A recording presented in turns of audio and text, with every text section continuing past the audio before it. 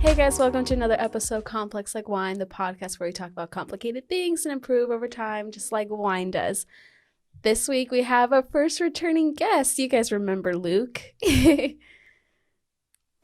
going on, guys? Hey. Yeah, So long. I know, yeah, it's been good. Now we finally were able to do another one, so this will be a good one. I'm excited. But yeah, so what are you having to drink, Luke? So my girlfriend's mom, shout out my girlfriend's mom, got us this insane, I don't know if I'm pronouncing that, something red mango whiskey. So I think that's what I'm gonna do, because I can't really do a whole glass of wine right now, if I'm being honest. Oh, that's got lavender in it. Okay. Mango whiskey. I Interesting. know. It's actually that's way too much, but Oh. Heck yeah. hell yeah. What are you drinking? So I have a white wine. This is a Marche. And we've seen this bottle before in previous episodes, Mari de Viti, so I'm not going to go over explaining their whole bio again. But yeah, I don't think I've had this type of varietal before either. So anyway, cheers. Cheers. Oops. Oh yeah, that's stiff. I'll be good. Loosen up the nerves. So when you're working at the wine place, what's your favorite thing to drink there? Ooh, okay. So of our wines, Yeah.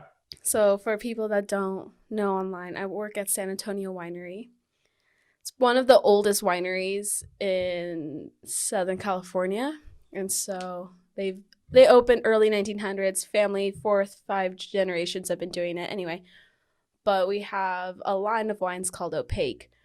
And so the Opaque Zinfandel is for sure my favorite. Definitely very bold, dry red, have spice vanilla notes in it, some dark cocoa in there too. So Nice. yeah, for sure. That's all hieroglyphics to me. I don't know. I just kind of all tastes like spoiled grape juice, but I can appreciate other people appreciating it. Yeah.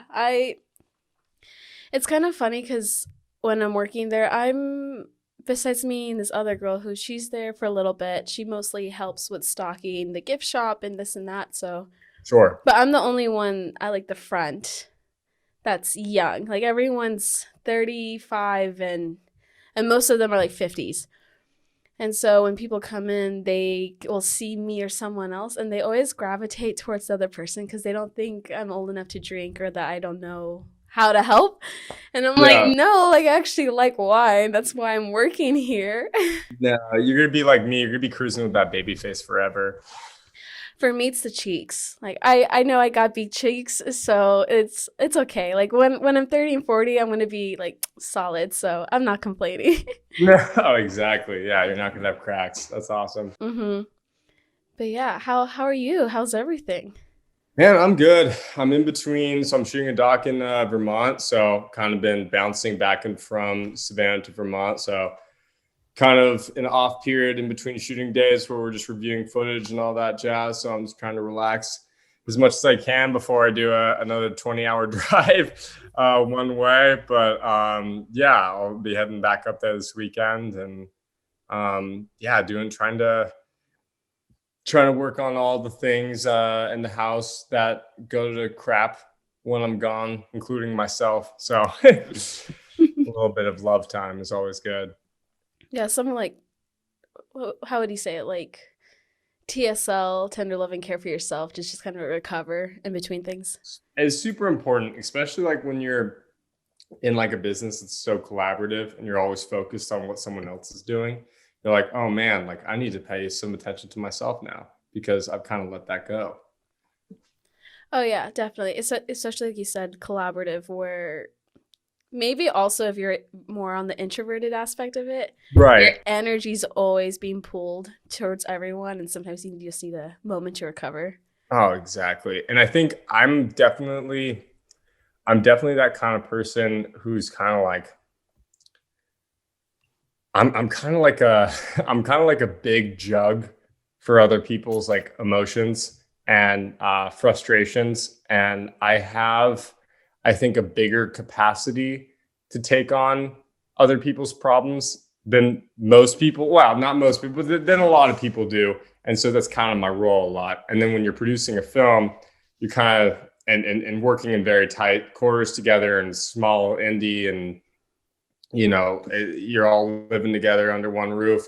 People are going to have issues with each other all the time, and it's big egos. So I kind of have to play a role a lot of the time to kind of just take both parties' hostility for each other, digest it myself, and find a way to expel positivity in both directions so they can make amends. So it's great work, satisfying work. I love who I'm working with, but it's exhausting.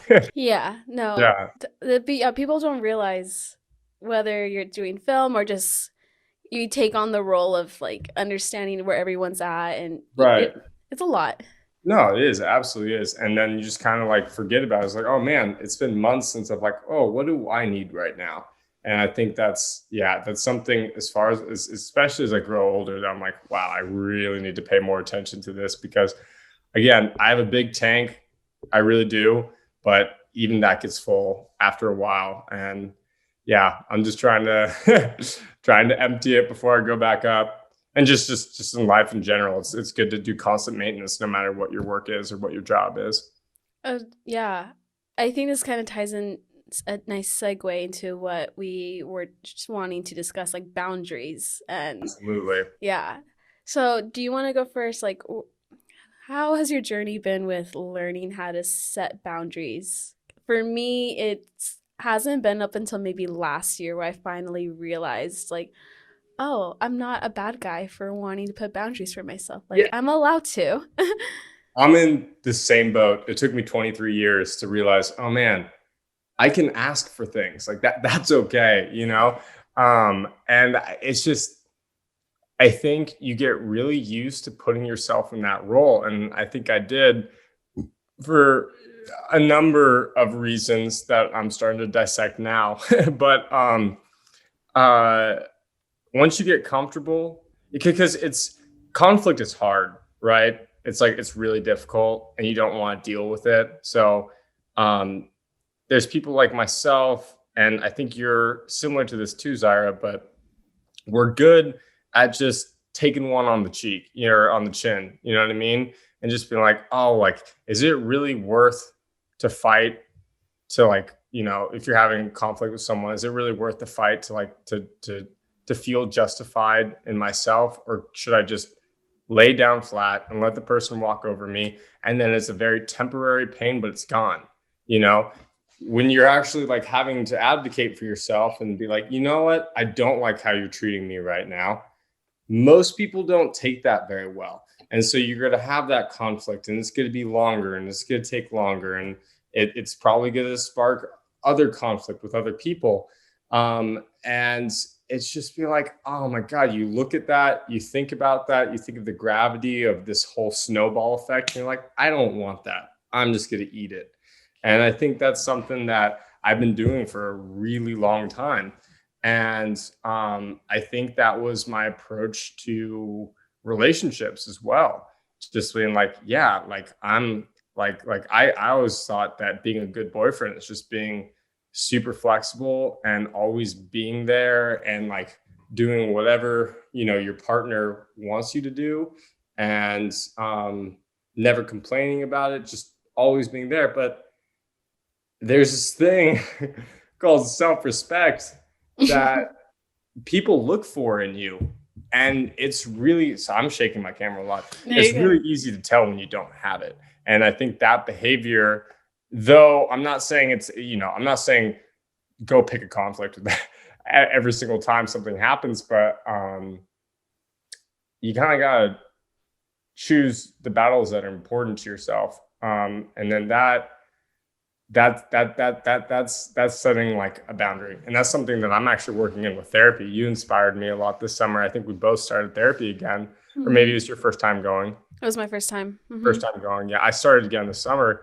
And I was just I was talking to my therapist. So I was just like, I was like, well, related to, relationship and friend stuff, I was like, I feel bad asking, or no, I said something. I was like, I don't want to put an ultimatum, or I don't want to, um, I said something to the effect, or like, I don't want to like make them do something that's not fair, or put an ultimatum, or she's like, those words you said have like a negative connotations. It's setting a boundary, and setting a boundary is saying to yourself, how much of this can I take before it's harmful to me? And then like knowing what that limit is, knowing how long uh you can put up with a certain thing that's bothering you, or knowing how long you can let someone else walk over you, or concede without it really bothering you or being harmful to you. And that's really hard to distinguish, because it requires work to set a boundary. And a lot of times you lose friendships over it. And then it's just like that goes back into, I'm kind of rambling at this point, but that just goes back into, well, you know, I think that ties into self-worth a lot too. That, at least for me, because I think I've at times defined myself by my friends, and then you're kind of motivated to keep them around by kind of having a boundaryless lifestyle with them and allowing them to do whatever they want in terms of your friendship. And after a while, it just eats you alive. And so that's something I've been learning in the last year, is setting those boundaries, and just very like what should be bare minimum things for friendships and relationships. Like, hey, I should be able to tell you that um I don't like how you're behaving right now, or I don't love that you're doing, or I don't love how you handle that situation. And you should be able to hear that, take it within, and be like, you know what, maybe I don't see it from your point of view, but I'll try to be more cognizant of it going forward. And then you should be able to do the same thing to me. You should be able to be strong enough to tell me when you have an issue with me, because if I know it, I'll work on it. But if I don't know it, I'm going to keep making the same mistake, you know? And Mhm. so I think that's kind of a bare minimum boundary that I've been setting. And it's crazy the amount of people that I've weeded out of my life who weren't able to kind of hold up either side of that bargain. And I'm honestly better off for it. It stung a lot, lots of heartbreak, but I'm a happier person that I don't have those anchors weighing me down anymore. I Yeah, look, I feel like I've been in the exact same situation and boat. A lot of the self reflection and realization of like, oh wow, for me growing up, like I've talked about it on the podcast before. I've told you before, like grew up in a very toxic household from my mom, and my dad's big thing to me was like pick your battles. Right. And so I felt like every battle I just had to let it be what it is. And so I think that ended up molding me in a way where, like you said, it's easier just to get like take it on the cheek and just let it be and just internalize it and forget about it as much as I wanted to. But then you realize like you don't forget those things. They just harbor, and then after a while ends up becoming Breeds resentment. resentment. Yeah, Yeah. Yeah. exactly. And so I've always been such a people pleaser in the sense of like whatever I can do to make the person happy, if it's asked of me, like I'll do it. And it didn't take me up until a year ago where I realized like it's at the cost of me now. Like this is just my friends taking advantage of my generosity. And then you realize your friends are only around when it's convenient for them and not for you. Like you sense the imbalance of effort being put. And with therapy, especially, I've realized it's okay to set boundaries. If someone gets defensive or isn't respectful of it, that's a total reflection of them, not you. Like boundaries is a healthy thing. You need to have boundaries, whether it's work, family, relationships. Like those are set to be in place for like not ultimatums, not like a condition, but like a healthy way.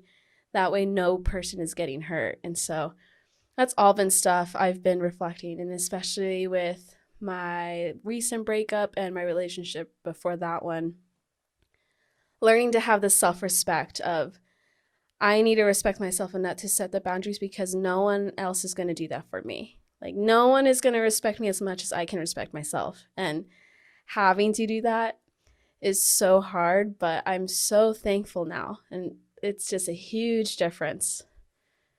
Absolutely. And I think, you know, and I think you might be able to say the same, but I think a lot of it for me is somewhat of a survival technique, um, through deep seated trauma through my childhood. And just, you know, I think we're going to have a podcast about it at some point, but Yes. I experienced a good amount of violence and stuff when I was growing up to a certain extent. And I, um, I think that pleasing and just being like, okay, let me take the less dangerous road and just submit has been my mantra of just survival all the way through. And something that I do just a god awful amount is apologize. I say sorry, like probably more than I do any other word. And Mm-hmm. I say sorry so much. And no one, I mean, no one has been able to rid that of me. Not my parents, teachers, no, not my girlfriend. Shout out my girlfriend. No one who's been so annoyed with it has been able to take that away. And through therapy, I was like, oh my God, like I'm noticing now that I'm flinching when I say it because I want that release. I'm just so scared to put other people off. Um, and so it's just that initial like freeze up. I'm so sorry. Um, and that just feeds into the problem because they're like, oh my gosh. And it could be, you know, who you consider to be your closest friend or ally or boyfriend or whatever. And they know that weakness and they may not even be like thinking about it in like a malicious way, but they're like, okay, like that's how Luke is or that's how Zyra is. So they expect that of you. And so it's really Mm. hard when you're turning that around, just like, oh no, I actually don't want to do that. No, I want to do it my way. I want to do it this way. I don't like how you're treating me right now. They're like, what are you talking about? Why are you changing? You know what I mean? Like you could have a relationship with someone for like 10 years and then you're doing something for yourself that's bettering yourself, but they don't like it because that's not the you that they're used to. And whether they're doing it in a malicious, like, I want you to do these things for me and I want to take advantage of you, or just that's the personality they got used to you from, a lot of times they reject it. And then that's really hard to kind of counteract, you know? I have a really relevant example of that. My not my most recent ex, but the one right before. He had a temper and towards the end of the relationship we were fighting all the time. But in the beginning, I've always had a hard time telling people, well, just not the beginning, like all my life I've had a hard time telling people when I'm upset or when something's bothering me because I was told pick your battles. Like Mhm. for me it was like it's just better not to bring it up because I don't want to start anything.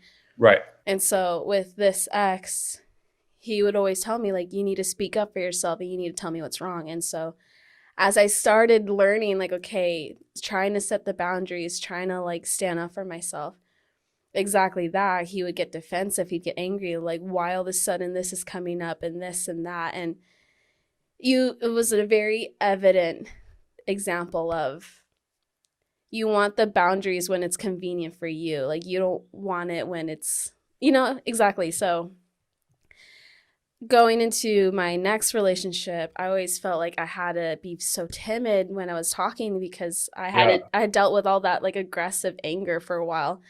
And with my recent ex, thankfully, since he's not a very angry person, I was able to feel more relaxed and more open of like starting to say what I was upsetting me until it got to the end of the relationship where I was like, okay, I'm done. I'm putting these boundaries. Like, I have to do it. And if you Yeah. can't accept it or you can't respect the boundaries I'm setting, then this isn't going to work, you know? Yeah. You know, learning through those experiences are so like, because, you know, these are things that you get told, I think, a lot, like, oh, you need to stand up for yourself, you need to do that. But like, you kind of just need to get to that bottom line where, like, oh my God, like, this person's not respect me.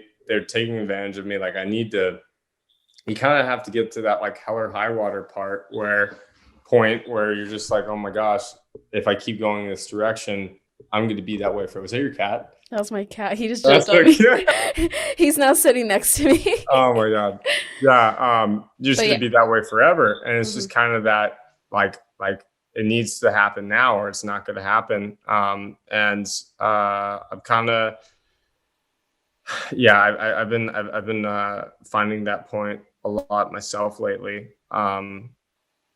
Where I kind of forgot where I was going with that, but It takes a long time it's a long to. time. It takes a long time, and I think people don't realize that. Right. It will take a long time because you have to first get to a place where you give yourself self compassion, you finally understand your worth, and not let it be defined by other people and the way they treat you. That was a huge one for me, where I felt like my worth was dependent on how people treated me or how people liked me.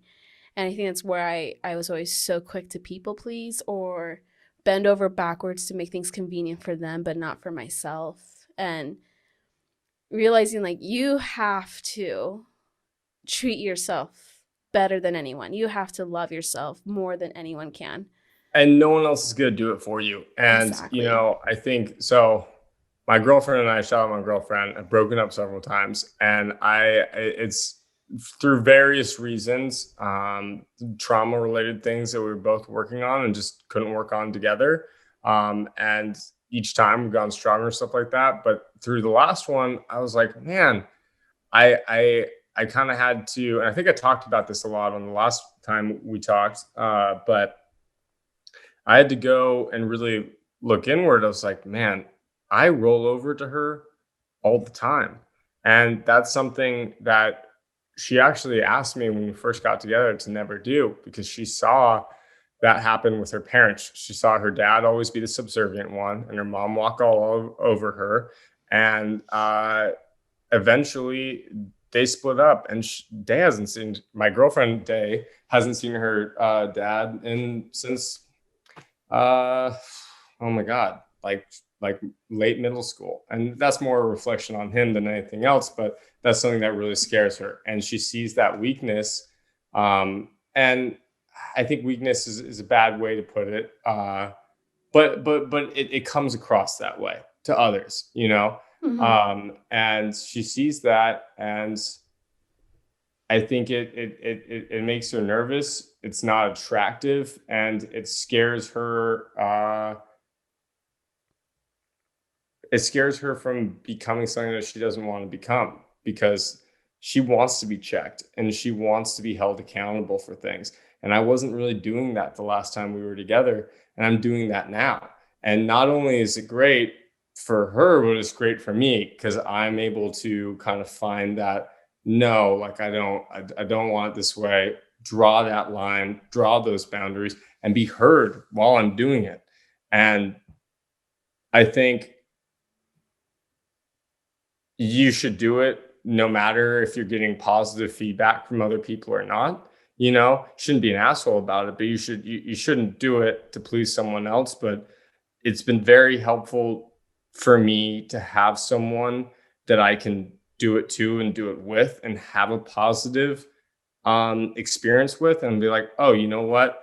If I could do it here in my relationship, probably the most important relationship that I have with my girlfriend, then I should be able to do it with my friends and my mother and my other family members.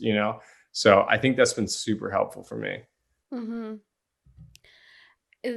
Going back into kind of like the submissive, dominant, and have that stuff, it's super important to get to a place with yourself where you have security and you're confident and you're not letting either whether it's jealousy, insecurity, like lack of self love get in the way. Like for me, I grew up with a single dad, and so he taught me to be very independent, like not depend on a guy, not depend on anybody. Like make sure I know how to take care of myself. And one of the biggest issues with my past relationship was that I've told you this before, that was too Yeah. masculine, that I wasn't like the girlfriends you see on Instagram Yeah. and like the wearing the hoodies and this and that. And for a while, it really got to me like, am I broken? Am I not girlfriend material? Is like there's something wrong with me?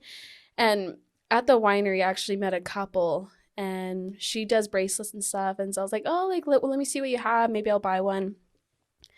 And one like was drawing me, and I was like, "Oh, I really like this." And she's like, "Oh, that's for divine femininity." And I was like, Oh, that's awesome. it's really interesting you bring that up because that's something I'm really learning to grasp of like what does that mean to me? Because my ex would tell me I'm too masculine and this and that. Right. And her boyfriend was there, and her boyfriend was like, you know what? Like, that's a reflection of him, not you. Like, I'm the feminine one. She Right. fights my fights for me, and I love it. And it's so, like, I think the way your parents show that reflection and the way you learn how to carry yourself and needing to know whether it's a relationship, friends, family, if they have like insecurities or jealousies of like dominant, submissive, alpha male, this and that, whatever, like you have to really learn how to like put your foot down and not let people try to influence the way you need to be for them. Right. You touched on several things I want to talk about. So Okay, I hope break it I, down. I hope I don't.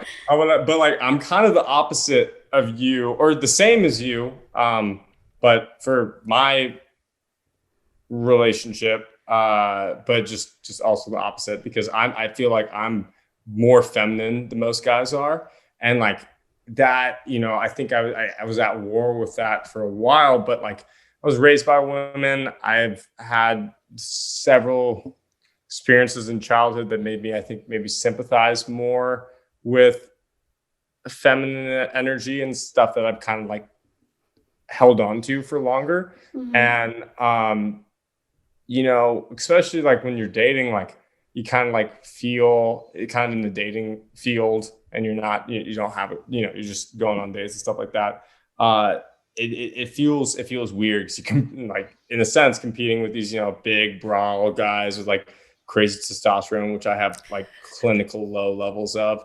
But it's like at the same time, I don't know, I found such power in that, especially in the last couple of years, because it's just I have perspectives that most people don't. And it's just it goes into that self-love. It's like, man, I really wouldn't want to change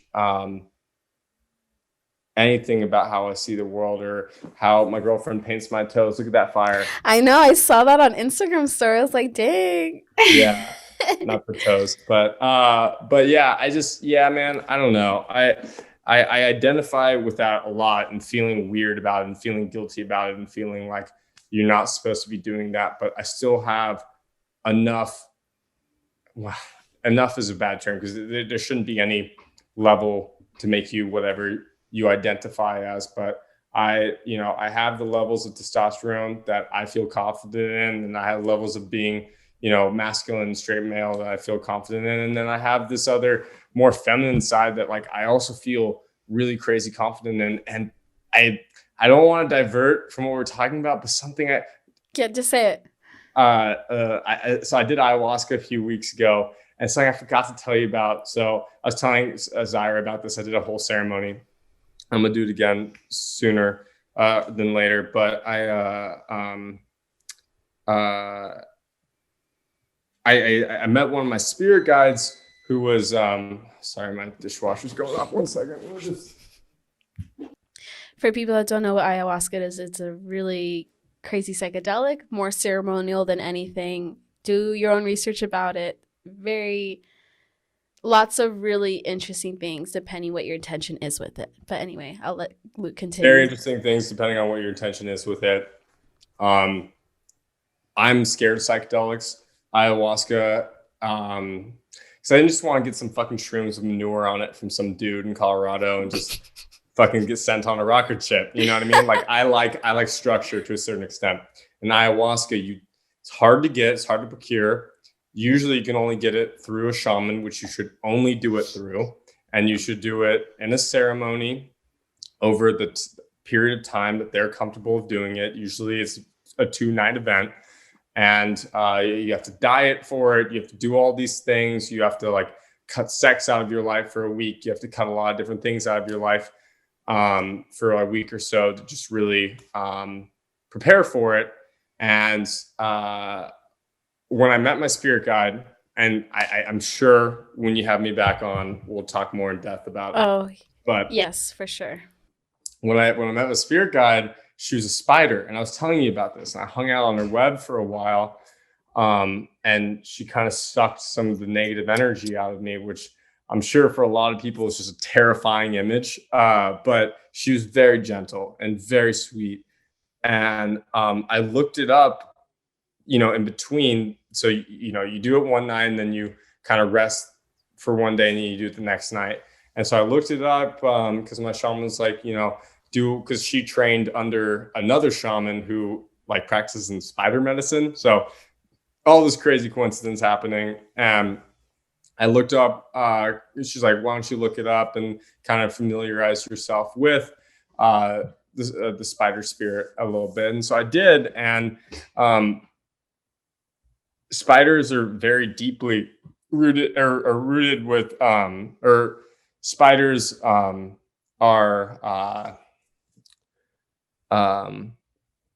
tied into very deeply rooted feminine energy. And that's kind of a big reason. And some of that's positive and some of that's negative. And I think why people are so scared of spiders is one of the feminine energy themes, which is the decapitation theme. So one of them being like Black widows eat their husbands and stuff like that and kind of devour the people in their lives, which is not always true. Oftentimes, Black widow males hang out on the web for the rest of their life, perfectly fine with the female. And usually that happens only out of necessity. And I think that often gets tied to real life and spiders are seen negatively because of like the whole, and women are seen negatively in that light with the whole man-eating kind of stereotype. And then the other one, which is the one I identified more with, I found some identifications and similarities in that one. But the other part is spiders will oftentimes have eggs, allow them to hatch, and then sacrifice themselves to their babies, and the babies will just devour them. And I just feel like I've been doing that all the time. And then the next night I went in and I just saw it kind of flashes and watched myself when I was in the trip getting, so to speak, devoured by my friends and family members and people, and just allowing myself to do that with no benefit to myself. And really, those people, those friends, those family members, the baby spiders could have gone off and eaten something else and survived. I didn't need to continue to do that. So that's something that I really connected with, and find myself doing a lot and have to combat myself doing that a lot. So I don't know why I forgot to tell you that last night. I was just kind of overwhelmed. There was a lot of things we talked about last night. And yeah. That's really interesting. I didn't know anything about like spiders and femininity. Yeah. To kind of piggyback off that topic. Sure. I think I've always been very intimidated by women because all my experiences up until college with women have been all negative. Like, how my mom was, the friends I had during like school years, just all really negative. And so I've always just been very intimidated by my femininity side, like being feminine, being a woman, like for me, it's always been like women are crazy and they're not trustful and they can be backstabbers, this and that, blah, blah, blah. And so with this reflection lately of like, what does it mean to me to be feminine? Like, what does that mean? Like, what, not going based off what my ex expected or wanted, or like his idealistic fantasy of what he saw on Instagram from other couples, what does it mean to me? That's a whole nother episode. Oh my, yeah. We have a lot of episodes. We have a lot of episodes. Yeah. Yeah, it's a whole different issue. But after talking to the couple at the winery and just like really being honest with myself, like, what does it mean to me? Like, I can still be feminine, but still be independent. I can still be, like I do my nails. I like my hair long. Like, for the unannounced exciting news that's happening with the podcast next month, like I'm out buying myself dresses. I'm out buying myself like things, like treating myself. But like I still might have my more masculine energy because I'm independent. I'm more of a logical thinker. I'm very secure in myself. I'm not dependent on a masculine person needing to guide me through things. And so Oh, yeah. that has been a lot of like aha moments of, like, I don't know how to describe it, but that has been a big thing for me lately. And so just hearing about that with spiders and all that stuff, it's just like, wow, okay, it's more like Yeah. solidifying that for me. Yeah. That's awesome. That's so cool that you're doing that. And that's just so important too, because it's so easy to fall into those roles and cliches and kind of expectations that are shown everywhere in media and teaching and even in fucking schools. And it's hard to combat that and be like, no, you know what? Like, because that stuff destroys your confidence, and you'll be like, oh Mm-hmm. man, I'm not enough. And then you're thinking like, oh my gosh, like I can't have successful friendships or successful relationships, or people don't find me attractive because like I'm not feminine enough or I'm not masculine enough. And it's not that at all. It's that you've allowed that to destroy your confidence, and you've allowed that narrative to destroy your confidence. And now you're not projecting that confidence outwards and that love for yourself outwards. And that's not attractive. It's just not. That's the ugliest thing that you could do, is be not okay with who you are. And that's also the hardest thing to do. It takes a long time, but that's something that I've been really working on the last couple of years, and just like learning to fucking love myself. And it's almost like, sounds so fucking bullshit, but you're kind of meeting yourself for the first time. You're kind of dating yourself, Yes. and it's just like, oh my God, you look good. You're cool. Like, get No. to know you more. Like, you want to go to dinner tomorrow night? Like, it's just like I've been doing a lot more of that. And not to say that I still don't get down on myself and I don't get into those funks, because I do, and that's just human nature. But I'm trying every day to combat that, and it's been awesome. I want to get into that part. Yeah, That's really connected to figuring out your self worth, like loving yourself completely. Like, I think I'm at a point where I feel the most confident in myself. Like, before when I was younger, I was definitely very much anxious attachment style, where like my worth depended on the affection I was receiving. And now that's not the case at all. Like, if you don't interested in me or if you have a problem with me, okay, like that's fine. Each person has their own opinion, they're entitled to it. Like, I know how I am and I know how I feel about myself. And therapy has helped me so much with learning to be self-compassionate, because I never was giving myself grace to like fuck up or like mess up. I had to be perfect for everybody, or I felt like I wasn't worthy. And so self-compassion has been huge, just learning to really, again, like date yourself, get to know yeah, yourself, like yeah. journaling. Start from scratch, because you've been Yes. told one thing forever, and it's just like, oh, you know what? Let's rewrite the book. No, yeah.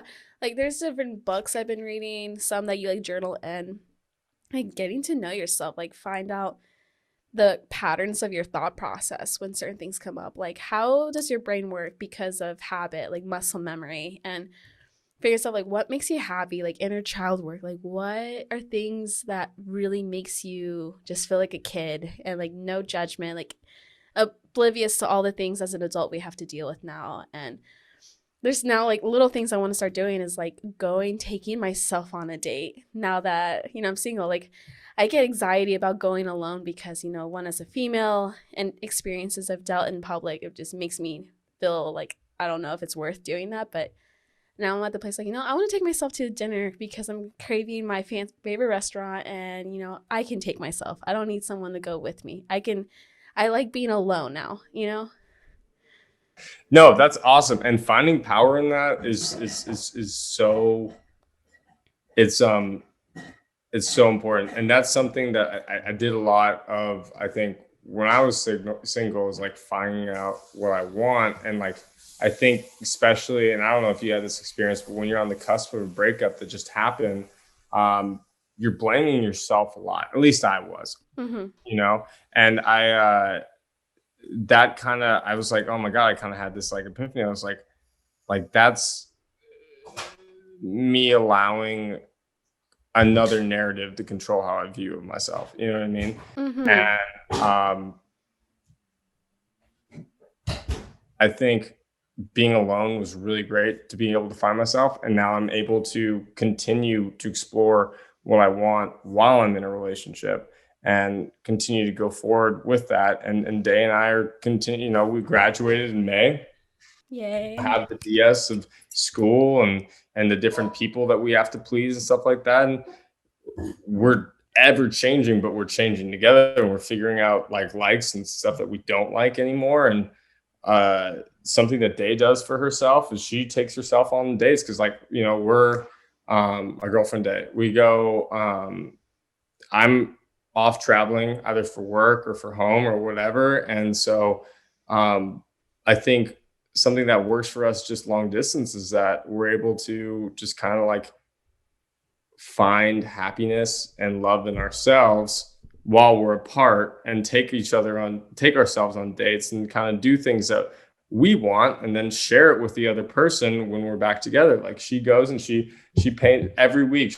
She paints her nails all by herself and does her own thing and discovered that she really likes doing that and sets aside that time. And I think that's super important is because we just don't give ourselves that time to just relax and grow. Hmm. We're kind of caught up in everything else. Yeah. At some point, I have to meet Day. I want that so bad. So I think she's gonna come. Hopefully, we'll get her into San Diego in the winter time in December because she's gonna come to Telluride. She could come to Telluride around Christmas. She could come to Telluride for Christmas, Telluride, Colorado. My family has a place there. She's never seen the snow before. She's a Florida girl. Isn't that crazy? Oh my God. They take her to snow for the first time, and yeah, that'll be cool. And I think we're gonna come back to San Diego for New Year's, so we should try to do something on New Year's, something like that. Say less. I have the day, New Year's Day off. So Hell yeah! let's do it. That'd be super fun. You guys would really, really dig each other, and I I think you guys would be really, really good friends too. Because I think I've talked a lot about finding people, kind of setting those boundaries, and if those people don't your friends don't dig that, then they can go. And Day's done a lot of that in the past and or in the past few months, and just lost a good deal of friends, and it's hard. She still has a lot of great people here, but it's harder, I think, in the environment we are in right now in Savannah. Uh, I don't want to say it's not impossible, but it's just harder in the SCAD environment microcosm that we're still kind of in because it's fronting and on Instagram and in person and finding a brand that you're gonna just completely commit to is all currency, and so you don't Hmm. really get a lot of the real people. You kind of fall in love with the husk that they're kind of hiding in, and Hmm. then that doesn't always span into a great friendship. So I think she would really enjoy hanging out with you. I think that'd be awesome. Yeah, definitely. We're gonna have to all hang out soon, Yeah. ASAP. And you got to come visit Savannah too. I know there's talked a lot of shit about it, but Savannah's a really cool city. No, no, no. At some point, now that I'm working again, there's a Yeah. lot of trips I want to plan for next year to go visit. So for East Coast sure. is dope. We're planning on moving to the West just because at some point, because, for film, I have three options, and the option I like the best is LA, Hmm. and Day can do graphic design just about everywhere, and she's killing it, and getting different freelances out west. So she'll probably commit to that at some point. So we'll probably leave sometime in the spring. but you should come up and visit before that. That'd be really Okay. cool. Hell yeah. We'll plan it early next year. Yeah. Perfect. Kind of picking off of Yeah. day, the struggles of like having to cut friendships and when you're growing and, having like whether you're religious or not, like the iron sharpens iron, you know, you like water seeks its own level type of thing. Right. Like, can you share some of your experiences with that of like when you've been putting the work and then you realize, the friends you've had, they're cool, but are they really helping you grow? Like, are they keeping you stagnant or pulling you down, So I had a really, really, really best friend who I was just super close with. We were inseparable. She'd hang out, spend the night a lot of times, and I've always gotten along better with girls, and um, we were just really good friends. And maybe I made it very clear about my intentions, I think, wanting to just be friends with that person, but I may have not been as cognitive about their intentions with me. Uh, and I think we were just really amazing friends. And then I started dating Day, and I think that was really hard for her, even though I continue to just try to be uh, that person's best friend. And Mm-hmm. my friend did not want me to grow and be happy. And it was really hard. And I think eh, years of, even when Day and I were broken up, she wanted me to be kind of the version of myself and how I dressed and how I acted when I first got the SCAD 4 years ago. And I've grown a lot since then. I Mm-hmm. found new things that I like. I found new people that I like. I've found new interests and new things that I want to work on and change and be more assertive. But that never changed my want to be that person's friend. But that person didn't want me to be this new version of myself. And it was a huge conflict for a long time. And then I finally was like, wow, I'm I'm continuing to grow. This person is not. And it's okay if she's not willing to grow with me, but she's got to be willing to let me grow and love me for that. And she wasn't. And I had several friends like that at this school who weren't. And I had to cut ties because then it was like, well, now you're affecting me. And the biggest things too is that a lot of times I was like, I'm really great at if you tell me there's something wrong that I'm doing, like I need to know. I'm a Mm-hmm. stupid man sometimes. I really am. And like I need to know exactly what it is that I'm doing wrong.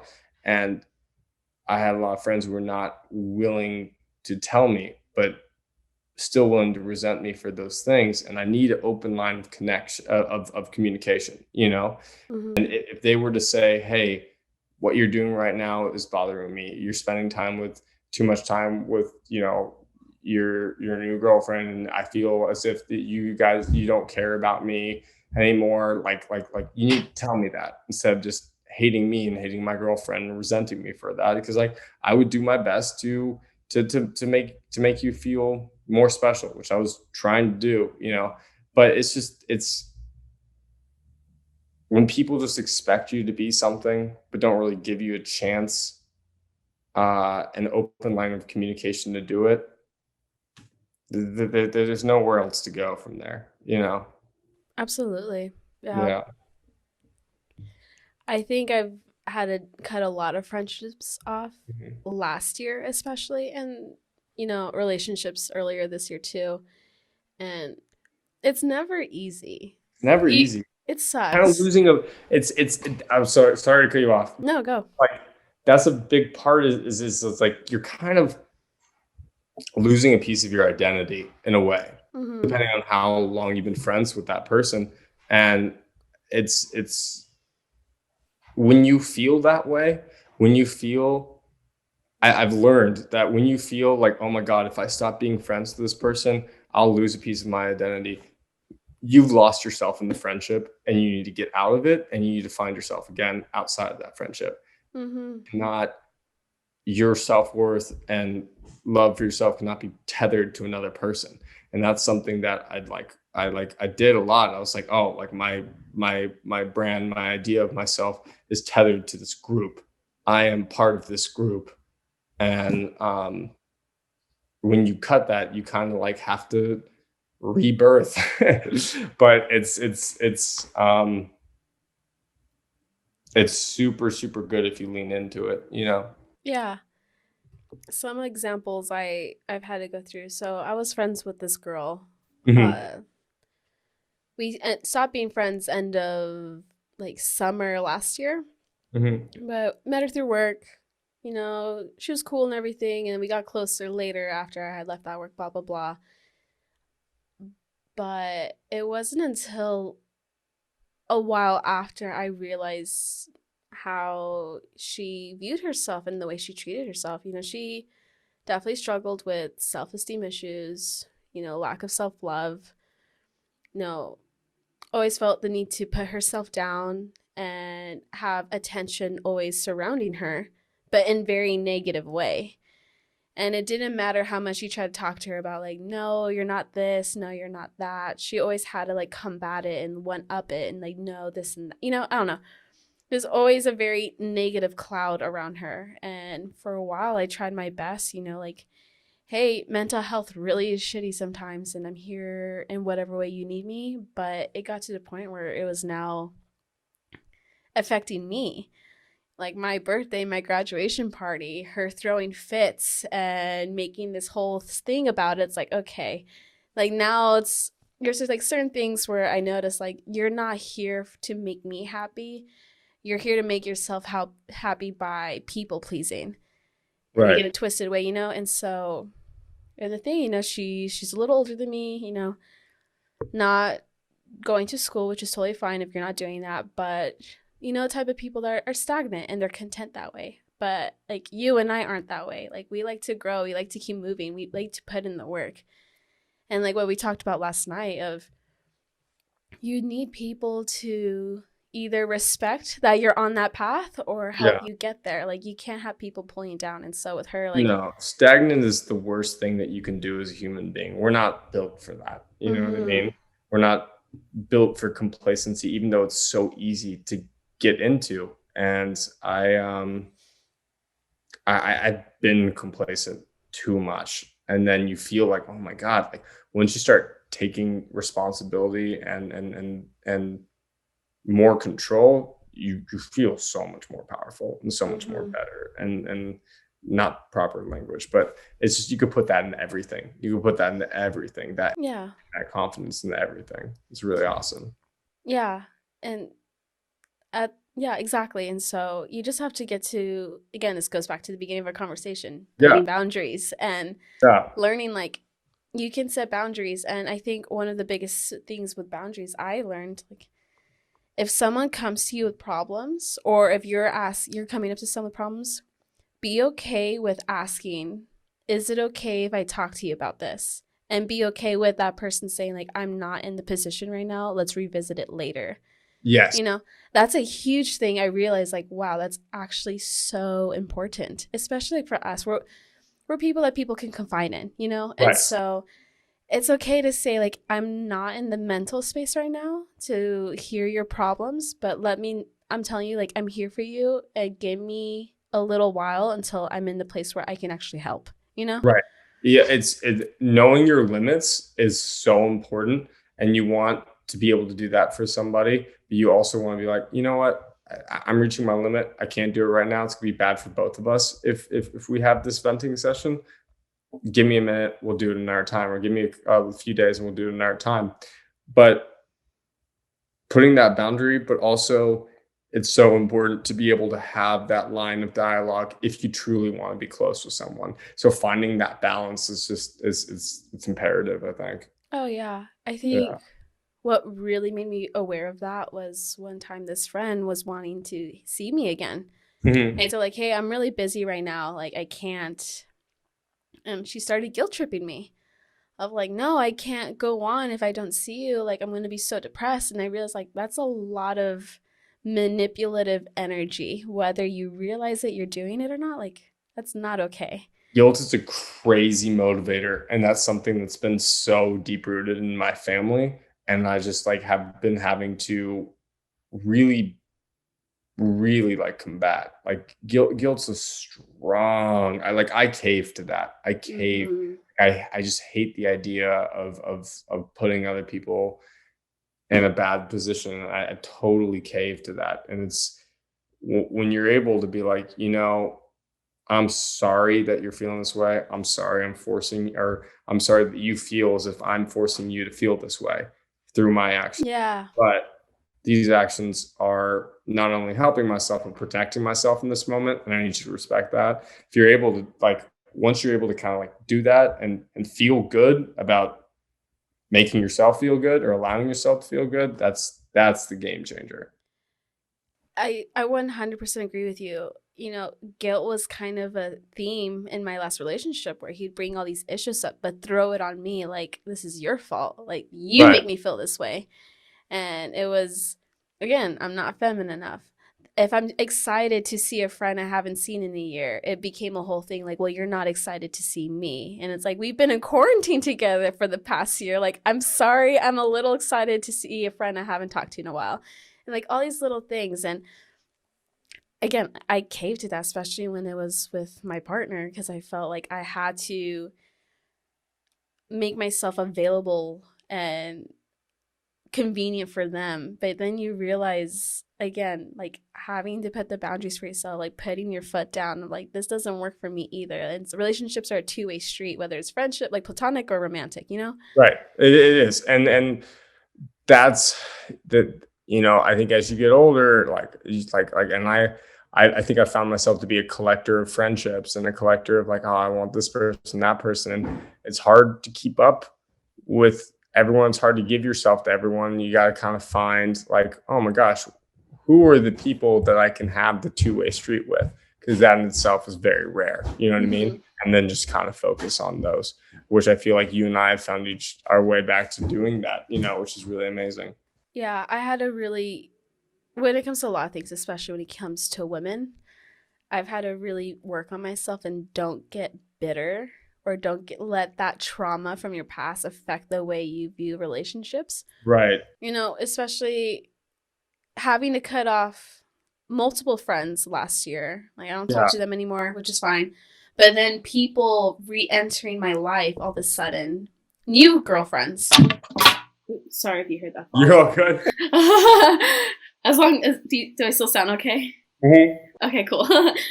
So, like, new girlfriends coming back into my life. And, part of me wants to be like, no, we had problems in the past. Like, I don't want to deal with it. But, us now older, we can have that adult conversation of like, this is why I acted the way I was and making amends. And me making that disconnect of, if people I expected to treat me right, like an ex-boyfriend, can't, like, I can't let that expectation cloud my judgment of people who are actually putting in the work and like wanting to make amends, Right. And so now it's learning to, okay, I have these new boundaries, I have this new perspective and growth. And now, again, with my whole thing of like my feminine side, like being okay and like learning to trust the process when it comes to making new girlfriends or wanting to do things with them. That's awesome. Mm-hmm. Awesome, Zara. Thank you. Is there anything else you want to share or bring up? Not this time, but I think we got a lot of things to get into next time that I think I'll be able to connect to this one about. I think my roommates are home. My girlfriend's home. They're getting a little restless upstairs. So I got to sign off soon. But thank you so much. This was really awesome. No, yeah, I think this is a good time. I think we covered a lot today. It was really, really great. This is also just so fun to be able to talk to someone like-minded and be able to share and just, because then there's just like, you can lock onto the conversations we had and like, I just said, when you say things aloud, I think you can think all you want, you can do all you want. But when you say things aloud, then they're real. You know what I mean? And I think, as I'm sure you might be able to agree with through therapy, it's just like, well, I've been thinking this for a while. But now I just said it to my therapist. I said it out loud. I was like, damn, I can't believe I just said that out loud. You know, it's just kind of, it becomes real and it becomes, okay, that's what it is now. And now I don't have to continue to wonder if that's the case. Like that's how I feel. I said it. It's, I don't know. No, I don't know. I totally agree. Yeah. Anyway, yeah, I'll let you go now. Zyra, much love. Zyra's followers, much love. Thank you all so much. And I'll see you guys soon. Yes. All right. Thanks, guys. Bye. Bye.